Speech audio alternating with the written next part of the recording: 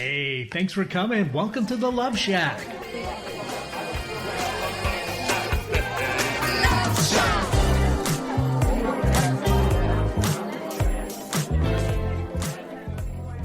Hey, welcome to the Love Shack, a little old place where we get together and explore fresh perspectives, eavesdrop on juicy conversations, and uncover the mysteries that nobody talks about, but absolutely influences our relationships.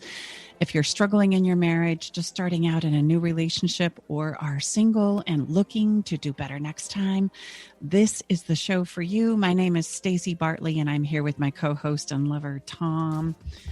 Hello, everybody. Good to be here. Yeah, together for the past decade, we've been teaching and loving on people from around the world with the sole purpose of helping individuals and couples to love more and fear less in their relationships, both with themselves and others. Quick shout out to our podcast Absolutely. listeners. A quick shout out to our podcast listeners. I was just looking for a particular number there. We are live every day at 1 p.m. California time, Pacific Standard Time. Not every day, just Thursdays. Oh, excuse me. Well, not yet anyway. Every Thursday, excuse me, I got a little ahead of myself there. 1 p.m. PST. I share that if you'd ever like to catch us live, but wherever you are and whenever you choose to listen to us, we sure appreciate you taking some time. And then let me just add, Stacey and I are really here to answer your questions, and we take confidentiality very, very seriously. So there's a couple ways that you can ask us a question. You can text us a question to 601-207-0080 and, remain anonymous, if you will. And you can go to our staceybartley.com website, and right on the Love Shack Live page, there is SpeakPipe, which is a really cool app that allows you to leave a voice message, if you will. And you can just go right into your question. You don't have to say your name or where you're at. And that way you can ask us a question and we will answer your question. And if you're just new to our work, if this is maybe perhaps the first episode that you're listening to, Stacey is a little tricky, STACI. My mom decided to get really kind of creative. So Stacey Bartley, BARTLEY.com is where you can go and you can ask those questions. And just so you know, we filter these questions, and these questions determine the conversations that we have right here each and every week inside of the Love Shack. And that's why we wanted to give a specific shout out to those who have questions that are maybe on your minds and on your hearts. We want to hear them because this is for you. We do this for you. Yeah, and it's, again, to be redundant, to be repetitive, we understand the confidentiality of the nature of these types of questions. It's not what we like to say, you go down to the water cooler and share. How things going, Stacey? Terrible. My relationship is falling apart. It's tanking. All kidding aside, so we have some very, very powerful ways technologically to have your confidentiality and your privacy intact and still allow us to serve you. Yeah, and if you want to pose as your friend, like I have this friend that has this problem, right, that's totally okay. And you can call us live, and when Eric, our wonderful producer up there in Seattle, asks you who you are, you can just say Sally from Salem. Or I'd prefer not to say. Right. You can remain anonymous. So absolutely. Let's talk about what we're going to talk about today. I need to ask you, do you ever get frustrated if your partner can't read your mind? I know I used to.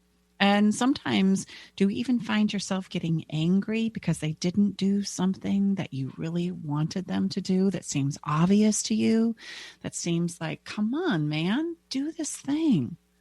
Well, in the work that I do each and every day, so many of us are wondering how it is to get our partners to maybe stop doing or start doing that thing that just seems so bloody obvious to us. And quite frankly, because of the hundreds of couples that I am privileged and honored to serve from around the world, this, believe it or not, is the crux of our challenge. We cannot figure out for the life of us why something that seems so obvious to us is such a challenge to communicate to the people that we care about most. The conversation typically is, if you would just start doing this thing, we would be fine. Or if you would just stop doing that other thing that seems to be wreaking havoc, we're going to be just fine. And so much of our time, effort, and energy in our relationships is spent in having this conversation. So today we're going to do a deep dive into this conversation by beginning to bust some age-old myths like, if I love them or if they truly love me, they will just know how to meet my needs. The truth is, Voicing your emotional needs is one of the most important jobs as a partner that you have personally in developing a healthy relationship. The reality is none, and I highlight that in bold, capital, exclamation, underline letters, none of us are mind readers. So it's time for us to learn a better solution to addressing our upsets than just fighting and continuing to bang on the problem. What is the best way for us to get our needs met? Well, we'll be right back with some essential things that you need to know about how to get your emotional needs met in your relationship right now.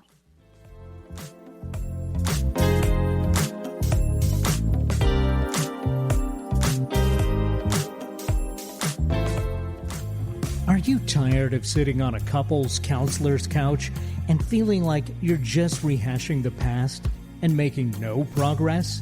Do you feel like you're holding on to your relationship but panicked you're losing your partner? It's time to learn how to deepen your connection, finally resolve the arguments that keep coming up, understand yourself and your partner, and create the level of intimacy you've been dreaming of. It's time for love to tingle your toes again. Schedule your private session with relationship expert Stacey Bartley at staceybartley.com/checkup.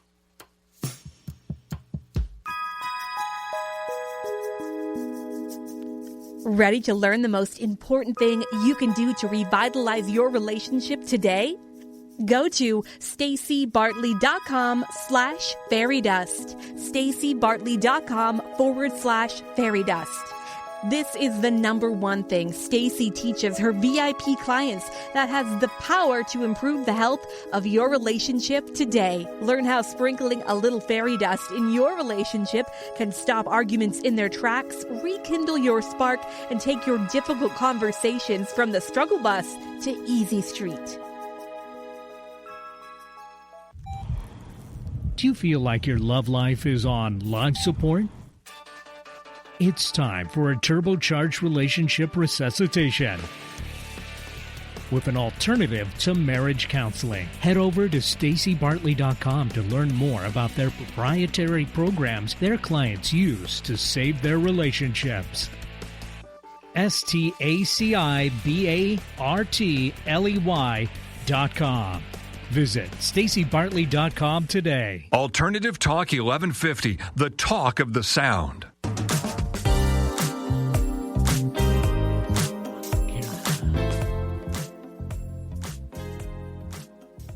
Welcome back. We're going to do a deep dive into a conversation that we actually started in last week's episode.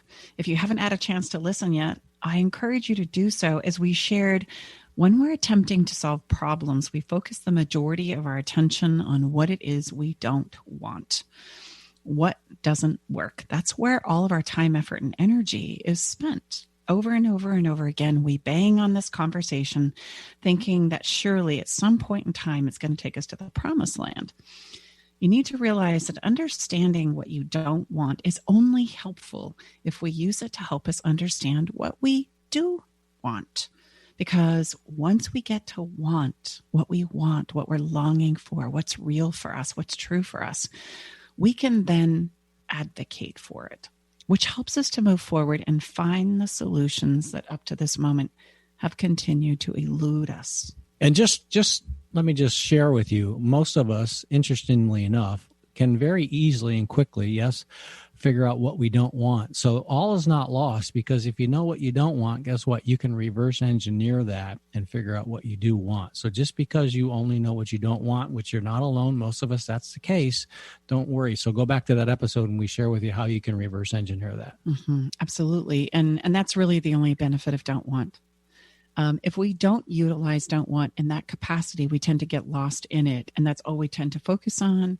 It consumes enormous amounts of our time, emotional energy, effort, right? And nothing seems to change. It eludes us because the solution is always found if we can flip that don't want into a do want. And again, just like Tom said, if this is a conversation that you find yourself in the throes of and you haven't listened to last week's episode, I just want to really encourage you to go back and listen. Because today what we're going to do is we're going to pick it up from there. And this conversation is going to take us to the next step, which is uncovering how to advocate for what it is you need and want right now that you've discovered what it is. And as we mentioned last week, we get stuck in spending the majority of our time and energy banging on what we don't want without realizing it really is only helpful in helping us do what it is we want. And if this isn't something that you've heard, probably not, and you're hearing this for the first time, I want you to realize what you want is typically the polar opposite of what you don't want.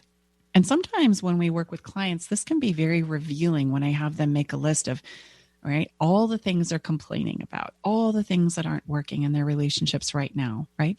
And or all the difficult conversations that they wish that they could have.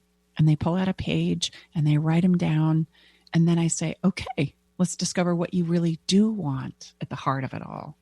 And they'll say, well, I don't want any more of this. Okay, well, that's still don't want. We're still not talking about what you want. I'm clear about what you don't want, but are you clear about what you do want? And most of us have this moment inside of ourselves where we go to pull out a filing drawer and there's just no information there. And you have to understand that this is because we have been so practiced and taught to focus on the don't want, the problem, the challenge, the fear, the struggle, the difficulty. But most of us as human beings don't spend a lot of time focusing any effort, emotional energy, or time on what it is you do want. So we don't have a filing drawer for that, let alone files in that drawer that go, I want this, and I want this, and I want this, and I want this. There might be a few people in your sphere of influence that are really good at this, but most of us really struggle here. Like, I don't know where to go for what I want. Well, no worries. The beautiful thing is we have this don't want to help us. And all we need to do is flip that don't want into the positive, into the want. So if I'm tired and don't want to fight with you anymore, what I want is a solution. If what I don't want is for you to always be gone all the time, what I want is for us to feel connected. What I want is for us to maybe spend time together. What I want for us is to share the emotional stuff. I just had a client yesterday who says, I'm so tired of hearing about the logistics of your day.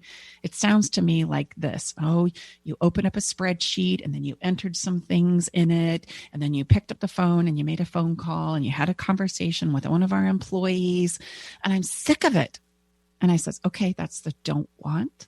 What's the do want? And she said, I just want to know how he feels. And I said, that's exactly right.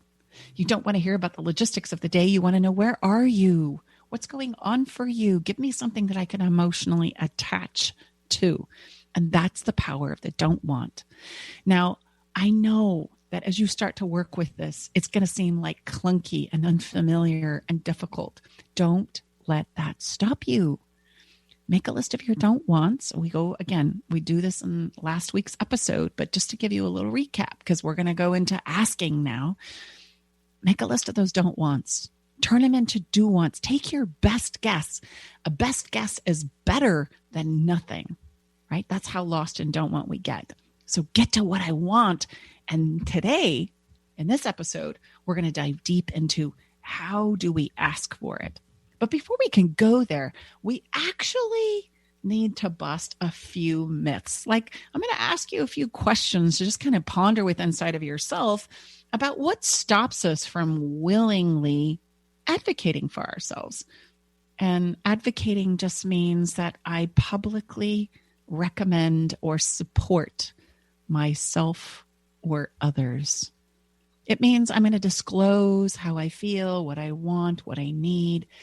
And most of us as human beings, especially in the most sacred, intimate places of our relationships, have a very difficult time doing this, right? We think that it's not okay. We feel like it's selfish. We feel entitled. We've never gone there. We've never done that. And most of us come from an age-old mindset that doing so is actually the wrong direction, that I'm supposed to be able to sacrifice myself, give, contribute, put up with, go along with, be okay with whatever is playing out in my relationship. And that means I'm loving. That means I'm here to support you. That means I'm in this. That means I'm committed. That means I'm going to see this through. And all of that is a myth in regards to where it is we need to be. Yeah, and I would just add that, and I love Stacey uses this word a lot, and I don't think many of us have an association with using it in our relationship, is advocate. But I would also remind us that advocation, or to advocate, does not mean that we are a bully. You know, it does not mean that no one else's place of advocation doesn't have merit, if you will. So I would say, yes, Stacey, this is a delicate line that we walk, but very, very powerful. Yes. So let me ask you, why is it that we consider having to ask our partners for what it is we want and need a negative thing? Why is that a bad thing? It's not romantic. How many times have we heard that? Oh, so many. Right? What else? If we're really in love, we shouldn't have to. Right. They should just know what I need. Let me ask you, I mean, those of us who are desperately wanting our relationships to work out, do you really know what your partner needs and wants? You yourself personally? Most of us think we have a really good guess. Yeah, and I would say many of us don't even know what that is for ourselves. Then, and how many times do you hear that? You know, not to be prejudicial or stereotypical, but many times the male energy says, "I can't read her mind." Yes, yeah, we can't. None of us. Well, and us females typically think that you should know, because we're giving off signs and clues by, you know, our eye roll and the slamming of our door and the gasping that we do, right? You should just be able to pick up on that, and the crying and the drama that sometimes we bring to the table. You should just know what we need. I mean, obviously I've laid a breadcrumb trail. How about if you just shared with me the exact recipe? Yes. Well, what about that? That's an interesting question. And who told us that if we have to tell our partners exactly what it is we need, our relationship must be defective? Who made that up? Right? That there's something wrong, that we're really not soulmates or meant to be together. If I have to tell you what it is I need emotionally, mentally, physically, spiritually in my life. I mean, let's be honest. Who has access to that information? Them or you? It's you. And most of us don't spend enough time with that information to even know what it is for ourselves. And yet we get frustrated that we find ourselves in the same emotional mire because our partners can't figure it out. Is it really that? Or is it that you can't figure it out? Now, I know I'm asking some really tough questions here, and it's not your fault. The reason that we find ourselves here in relationships is because we have been told a story, a myth, a lie, essentially. It's a great story. It's a fairy tale story where, right, we meet, you look into my eyes, we fall madly in love, and you just know how to love me forever and ever and ever. And when that, I know that seems silly, and when I say it, everybody goes, oh, whatever. I know that's not the deal, but yet we do. We live by that mantra all the time, without realizing, look, the only person that's going to be able to teach your partner, or anybody else for that matter, how to love you best is you. That's it. And if you don't know what that is, if you don't have the capacity, the ability, and the desire to translate your own thoughts, feelings, and emotions into a language that then you can share, well, then you can start to see why it is most of us feel very unfulfilled in our relationships, especially when we start asking questions like, oh, it's unromantic to tell my partner how to love me best. Tom and I, when we came together 10 years ago, I realized and recognized he could literally love me out of a funk with a simple recipe. And this recipe is, he puts his arms around me from behind. Who knew? I didn't know that until one day he did it, and I went, oh, that feels so supportive. Please do that. He held me from behind. He kissed me on my neck and said, whatever's going on, I will always be here for you. Now, guys, I could be pissed off and plugged in about the shopping list. And if he were to come up from behind me, hold me, remind me that we're in this together, and kiss me in a specific spot on my neck, it would be over. it would be a done deal, right? Situation handled. Because one of my greatest fears and frustrations of life in my past is that I've felt like I've had to take the world on by myself, that I've had to figure it out alone. And that reminder with a physical cue, right, and a kiss on my neck causes me to remember he's with me on this journey. And that's all I need. That's all I ever need. And so I taught him to do that. And I need you to know that even to this day, when he does it, I taught him to do that. It is still as absolutely wonderful as if he had come to that conclusion on his own. But let's be honest. Could he have come to that conclusion on his own without any feedback or instruction from me? Absolutely not. Well, and I would add that's exactly the opposite, or pretty opposite, of what I have figured out that I would want and do ask from Stacy when I am in a similar kind of a hot mess. Because remember, we're mess making machines. I want space. Stacy wants, closeness. I want space. So oftentimes, and Stacy, you share with me if this is what we find when we work with our clients, that we typically, unless we are really good in this area that we're going to dive deeper in today, that we're giving and we're supporting in places that work for us, but we have no idea, like Stacy just shared, unless our partner has told us, like, look, please don't do that. I freaking hate when you do that. Like, what? How would you hate that? That's exactly what I need. Yeah, that's what you need. That's not what I need. So therein lies the exact opposite. Stacy, it's like, get back, Jack. I need some space. Yeah. Stacy says, she'll ask me, do you need some space? Yeah, give me 5. Okay. Give me 5. Yeah. And they're in highlights. So what do you think I used to do when Tom and I first came together to help comfort him? I would do the obvious. I would give him what it is I felt like I wanted and needed, which is what typically we all do. In fact, we were watching a very important sporting game a number of years back, and Stacy was, Stacy's very touchy and feely, which I love, but she was doing that during a very important moment in play of a very important football game. I said, honey, while this is going on, please, that's not what I'm looking for. You're disturbing me. It's a fun inside joke now, but really nevertheless, just shows you we don't know unless it literally, like, I love specificity. I'm going to give you a wonderful quote that I share often. Specifics in our relationships is like catnip for our soul. And most of us don't have enough specifics to literally tell our partners how to love us best.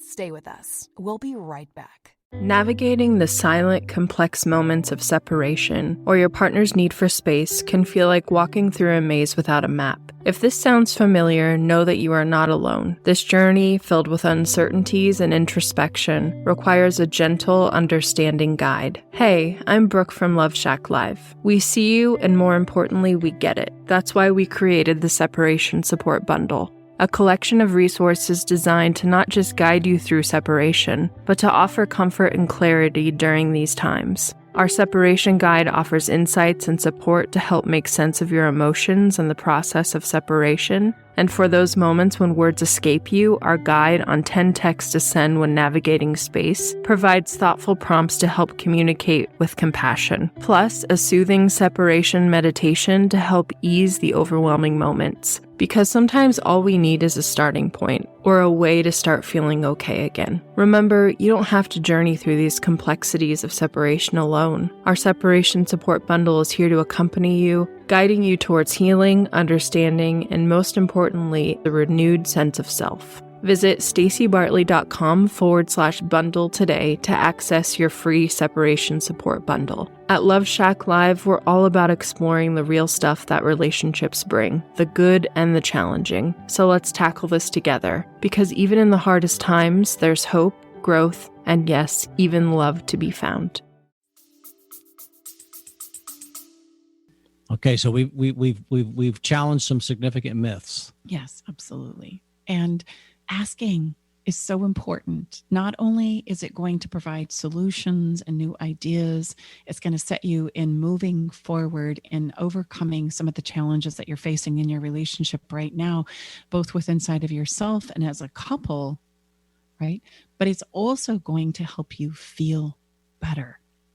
The reality is, if I don't support you in learning how to advocate for yourself, here's what you can anticipate, and perhaps you're already experiencing some of these things.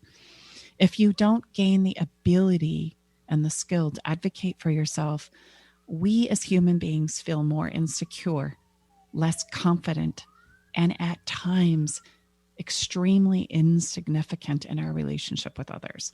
Essentially, if we don't have the ability to advocate for what we need, we invalidate ourselves, which is a big deal, because then we start to feel as though it invalidates our very existence. And if I'm always waiting in the wings for somebody to see me, recognize my abilities, and all of a sudden stumble across what it is I ultimately need, I'm going to be waiting and frustrated and lonely and hurt a long, long, long time. Number 2, the people you love the most will really never know you. Your hopes and your dreams and your needs and your desires will be unrevealed, because at the end of the day, you're the only one that knows them. This principle always makes me think of my mother, and I love my mom, and she taught me so many fantastic, wonderful things about life, right? She sacrificed herself so much for her 5 children, me being the youngest of 5. But when I look back as an adult, there was never a time where my mom shared with me the things that broke her heart, the things she needed the most, the things that she desired, the unfulfilled dreams or dreams that she wanted to pursue, that she did pursue, that she successfully accomplished, which left me feeling when she passed in 2016 as if I really didn't know my mom as a person. I knew her as a mom, but I did not know her as an individual. And I think we don't spend time thinking about this. If you don't share who you are, what's important to you, what you need, what you want, what you desire, what makes you sing, if you're waiting around for other people to discover or trip over that for you because you think you're doing the loving thing for your relationship and your family, you're really missing a huge opportunity for yourselves and others. That opportunity is you get to validate yourself, and you get to teach the people in your life what you're about. And if you don't do it, nobody else can. Yeah, and I would say that when I've shared this before, is really the most wonderful definition of intimacy is into me, you see. I love that. So into the all of me. And if you don't reveal what that is, like Stacy shared, how will any of your loved ones truly know? Yeah. So number 3, number 1, you feel more insecure, less confident, and insignificant. Number 2, the people in your life won't really know who you are because you're not revealing it, right? And number 3, you're not going to get your needs met, period. It's our job to teach others in our lives how to love us best. And if they don't know, expecting them to know is perpetuating that good fairy tale myth that we talked about in the beginning. It's essentially a lie. We don't know. And if you think you know what your partner needs, I need you to rethink that. There are things that we don't share and that we don't disclose unless we have the conversation and create the permission and safety necessary to go there. Most of us don't even know what we need. We don't spend any time thinking about what it is we want, as we talked about earlier. We bang around on the don't want, and if the don't want doesn't present itself, we think that we're all good. We don't recognize and realize that there is a whole territory to be discovered inside of ourselves and inside of our partners. And so that takes me to the good news about advocating for ourselves.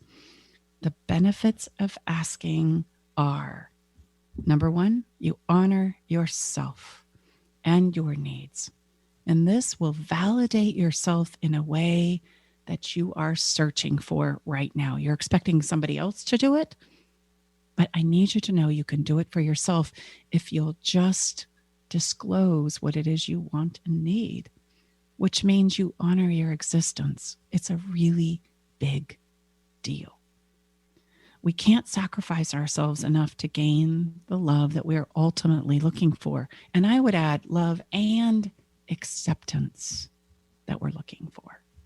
Number 2, the act of asking is almost as good as getting the outcome you're requesting. Why? Because of what I just mentioned. By giving yourself the permission to ask for what it is you truly need and desire and want in your life, you honor your existence. Yeah, share with, how many times have you seen in our practice, babe, where you have helped, people that are at a difficult place and getting into this first piece of understanding and what it feels like and what it sounds like to ask? How powerful is it to see their literal physiology changing, right? Oh, it's at the core or the crux of it all. Yes, I love to see people stay together. But the thing that makes my heart sing more than anybody is somebody truly to honor the fact that they exist and that matters. It's important, right? That their life is important. It's valuable. And so many times we discount that value in hopes that it's going to take us to a place where we can feel the love and acceptance that all of us need and desire as a human being, And without realizing we can absolutely give it to ourselves. And when we flip this idea around, it really is the highlight of number 3 I want to share with you, which is it becomes a great filter for finding the people who truly have the capacity to love you. Now, look, I need you to understand and know there are many people that can love you, but with inside of themselves, they don't have the capacity to show up, to be there for you. Why? Because they are a hot mess inside of themselves. Any of you parents out there will relate to this probably better than most. Do you ever have days where you just don't have the capacity to show up for your kids, but you love them dearly? Yes. You just can't meet the demand, can't meet the need, can't be present, don't have the ability to give and contribute to them in this moment, and you wrestle with that. And I need you to understand that happens in our romantic relationships as well. I can love you. I can want to be with you. I can want this relationship to be amazing. And still, when I look inside myself, I don't have the capacity nor the ability to show up for you because I, inside, am wrestling with myself. And we get so hung up and frustrated with that idea. So when I learn to give myself the permission, the validation, and I can advocate for things that are important to me, it becomes an incredible filter by which I can find the people in my life that truly have the capacity to love me. And I can love others, but not necessarily build lives with them. It becomes a huge conversation. Said another way, one of the many principles that we share often is we only can show up as good as we feel. So if like, not to be cliche, but we can't start anywhere other than ourselves, as unsexy and unexciting as that sounds. Actually, that's wonderful news, because at the end of the day, ladies and gentlemen, last time I checked, that's the only thing any of us can really, really govern is ourselves. So get that one right, and then we can start really, really connecting and loving on people in a way that we never have before. Yeah. Now, listen, we've given you a lot to think about here for a minute, so we're going to give you a second to let that all percolate and digest down. And then we're going to come back and we're going to share with you a simple framework that you can follow that will absolutely help you begin this practice of advocating for what it is you want. We'll be right back.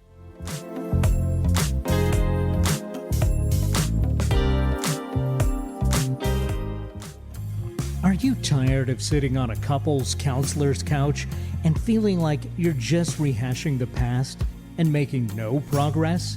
Do you feel like you're holding on to your relationship but panicked you're losing your partner? It's time to learn how to deepen your connection, finally resolve the arguments that keep coming up, understand yourself and your partner, and create the level of intimacy you've been dreaming of. It's time for love to tingle your toes again. Schedule your private session with relationship expert Stacey Bartley at staceybartley.com/checkup.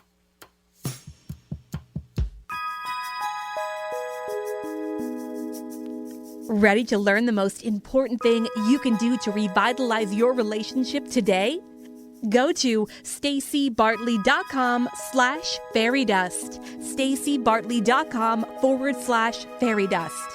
This is the number one thing Stacy teaches her VIP clients that has the power to improve the health of your relationship today. Learn how sprinkling a little fairy dust in your relationship can stop arguments in their tracks, rekindle your spark, and take your difficult conversations from the struggle bus to easy street. Do you feel like your love life is on life support? It's time for a turbocharged relationship resuscitation with an alternative to marriage counseling. Head over to stacybartley.com to learn more about their proprietary programs their clients use to save their relationships. stacybartley.com. Visit stacybartley.com today. Bored with the other stations, hammering away on the same old talking points? Try Alternative Talk 1150 and get some variety.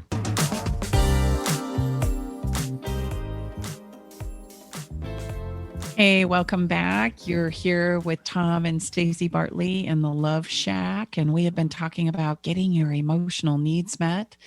We've talked a lot about don't want, do want, and how those two things interplay with each other. And now we're going to give you some really incredible tips in regards to how it is to truly begin advocating or asking for what it is you truly want. Again, it's so important for you to understand that don't want that we bang around on in our relationships is only helpful if we utilize it to help us understand what it is we do want. Yeah, and every episode, we really try to give you things that you can take away and put into your life right now. And many times we have clients, say, how say that again. So literally, we're putting words together. They're not confusing words. Oftentimes we find they're simply in the sequence of which we coach and teach and mentor people to use them has a very, very powerful effect. So we're going to share with you literally a sequence of words they're not confusing words, but in a way that's going to be very, very clear for you, how you're feeling and what you're needing, and for your partner, your loved one, a family member to receive and be able to understand what it is you're asking for.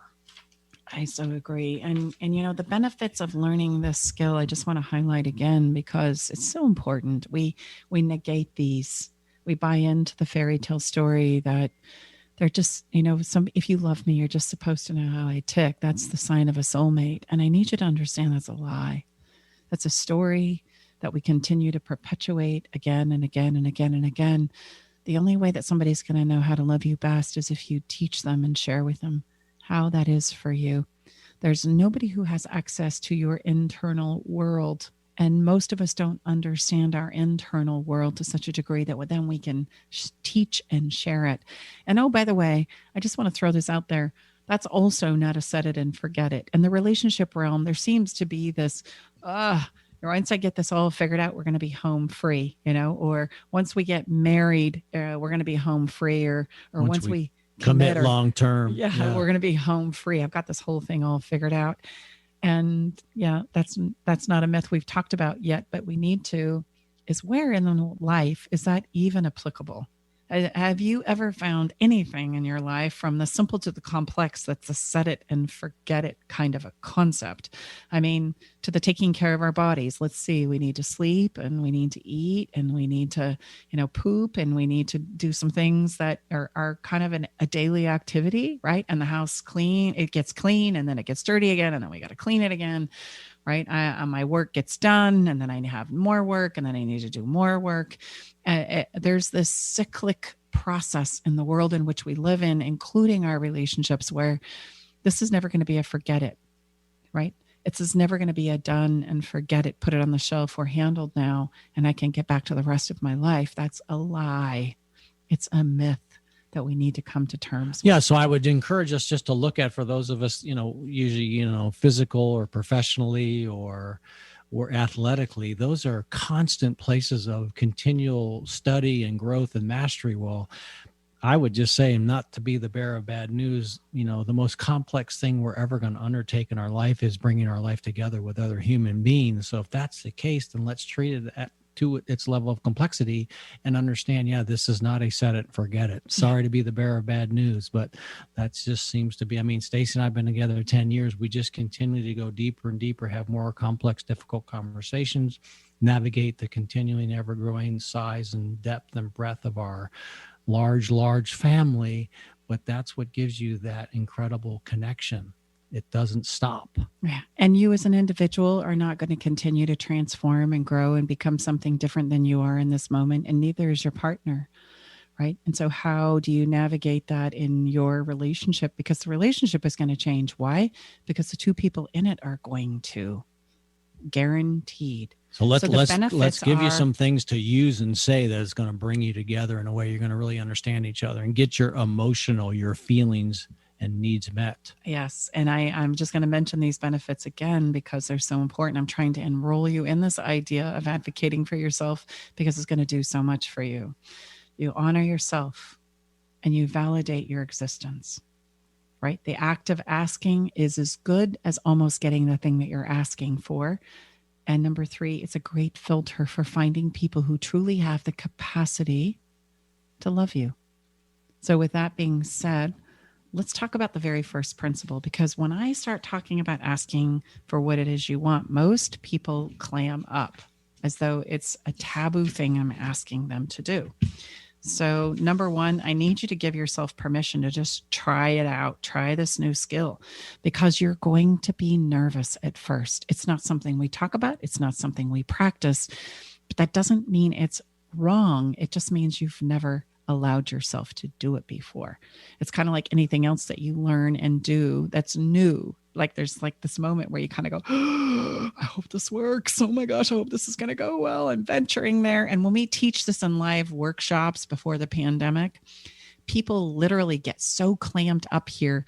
We have to give them the exact words to use. And don't worry, we're going to do that for you here as well, right? Because we go to say it and it's so foreign to us.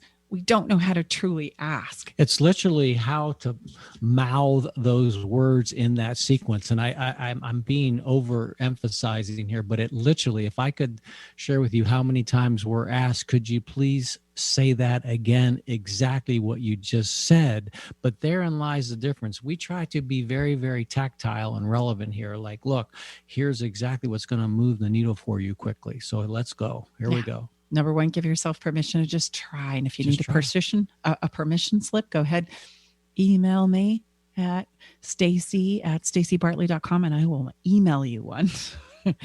Number 2, we're going to preface the question. When asking, a good preface that will provide a measure of comfort for you is to say, do you know what I would really like to ask you for? It's kind of like you mustering up the courage to kind of go for it. Okay. Do you know what I would really like to ask you for right now? And I would just ask you to think about, when is the last time someone has asked you or shared that with you? It never till I came together with Stacey. So many times to this day, you know, like, especially if I'm a hot mess, which is many times a day because I'm part of the human experience, just like everyone else, Stacey will just look at me, stop me dead in my tracks and say, what do you need to hear from me right now? Like, that's really? the flip of that, yeah. Right? If you notice that your partner is struggling, right, asking them how you can support them and be there for them is essentially inviting them to ask you for what it is they need. You and I had just had a conversation while we were walking our little coon dog this morning, right? Where I said, I have something that I'd really like to ask you for. Right. And right, you said, I didn't do that. And I says, I didn't say you did. I'm asking for something that I really would like to have you honor. And we had a conversation about, right, something really simple, but these are the things that trip us up in our relationships. Washing the dog bowls. It kind of grosses me out when he puts them on the drainer, the strainer, the pad, the same pad that our dishes go on, but that's a subject for another time. And so I said, you know what I'd really like to ask you for? I'd really like to ask you to just dry those with a paper towel and put them back on the floor, not mingle them with our dishes. And I said, sweet, my God, that's it. I can handle that like in microseconds. Like, you know, but they're really, realize, ladies and gentlemen, this is where huge fights break out over the simplest of things. So, I mean, even after all the years we've been together, like I said, oh, something big's coming. And I said, that's what you need. Noted. That one I can handle that one like really fast. But literally, this is the stuff that we walk right in the same. We drink our own coffee just like you. Yeah. You know? So number 1, give yourself permission to try this. Number 2, preface the question. Do you know what I would like to really ask you for right now? Number 3, ask.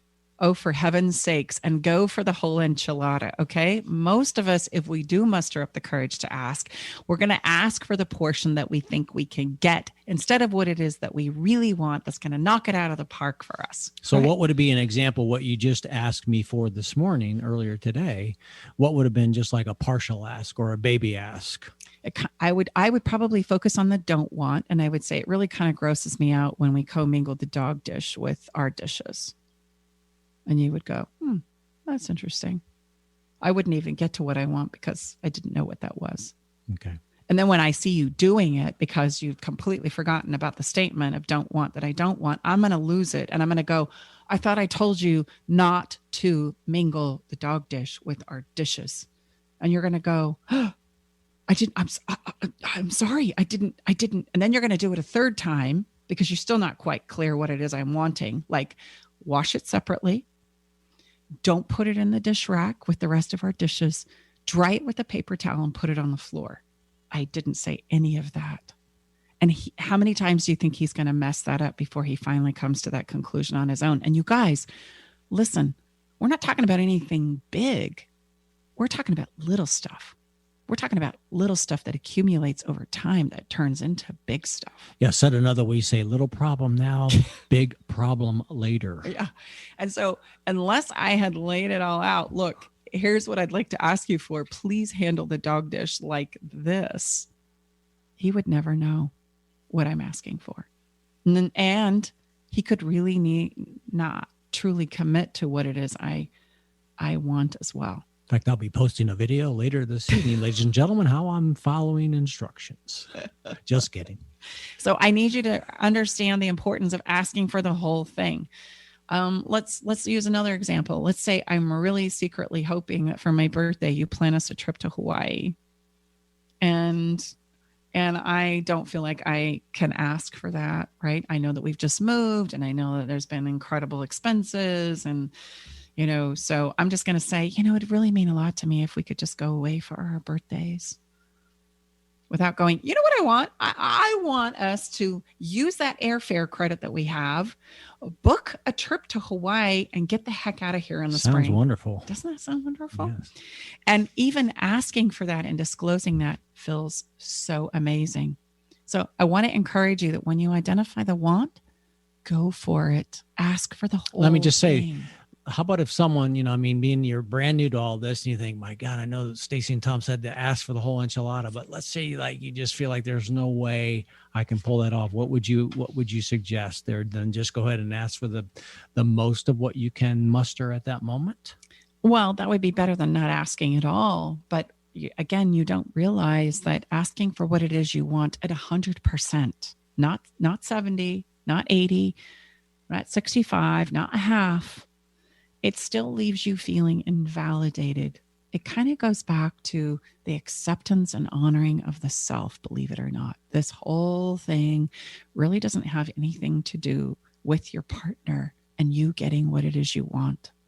It's about you being in a place where you value yourself, your life, and who you have the capacity to be.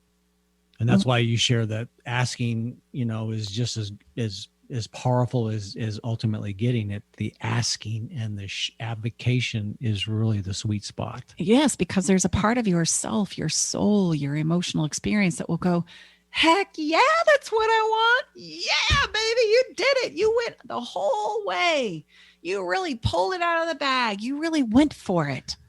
And that's the piece, that's the sweet spot that most of us are missing with inside of ourselves as an experience. We don't allow ourselves to go for anything really at 100%, even though it's gnawing at us, even though we're longing for it, even though we're frustrated, we don't have it. We don't realize that going for it or just giving ourselves permission to ask for it at 100% is an experience in and of itself. It's really not about getting it. So go for it, whatever that is for you, like go for it. And you're going to realize that even if you end up with, a portion, a percentage of what it is you wanted truly at the end of the day, and it wasn't the whole enchilada, you're going to feel fulfilled because you honored yourself, right? It's the same experience we have when we disclose simple things like what your favorite place is to go, whether that's to do art or eat or drink or connect with your favorite peeps. It always puts a smile on our face because we're validating ourselves. So number 4, acknowledge. Okay. You've asked now, you went for it. You've gone the distance. You've given it your 100%.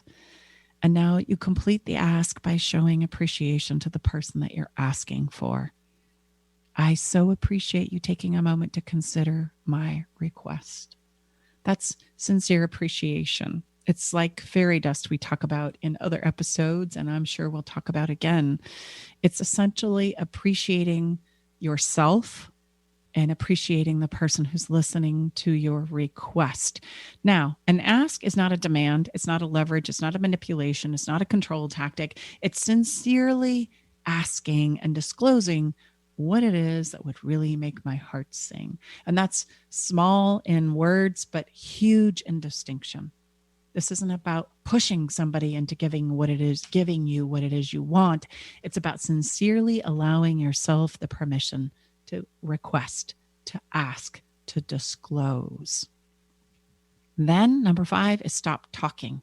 Give the person that you're asking something from space.